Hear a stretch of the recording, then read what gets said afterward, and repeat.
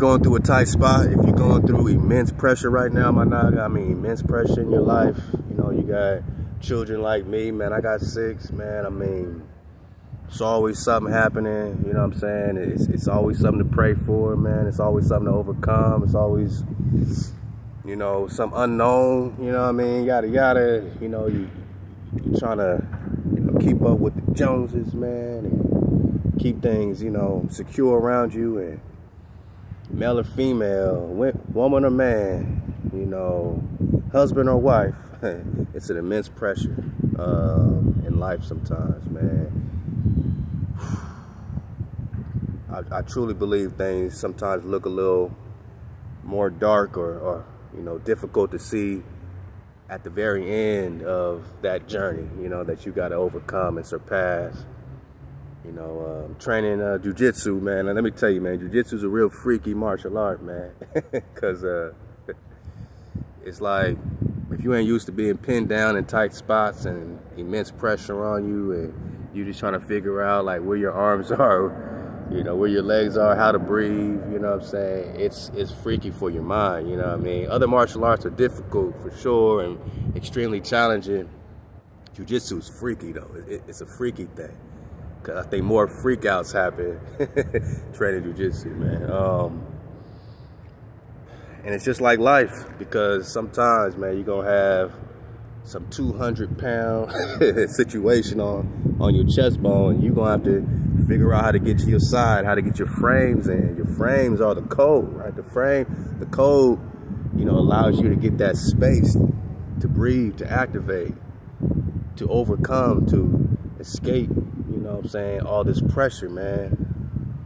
Managa, there ain't no magic formula for getting through it. You just gotta breathe, you gotta relax, you gotta overcome in your mind bone first. And you got to figure it out, and you got to keep training, right? And life is like a training ground, and you might be going through all this immense pressure. You got to keep fighting. Can't give up. Don't tap out because of the pressure. And a lot of, you know, newbies, you know what I'm saying, to the pressure, you know, they tap out way too early. You know, in jiu-jitsu, a lot of people tap out in bad positions, or they're being, you know, squeezed and pressure and all this, and they think that there's a submission, but you don't got to submit all the time. And when you learn, you know, it's very rare, you know what I'm saying, that you are gonna, it's gonna be more and more rare that you feel the need to tap out. So, my naga, don't tap out. If you need to hear it from me, you need to hear, you know, any of these metaphors, analogies, just understand, man. You might hear the sirens. You might hear the ambulance coming. But my naga, don't tap out, my naga, because this is your time, these are your days. You know, ain't no time, only the wave, you know what I'm saying? So keep the water flowing.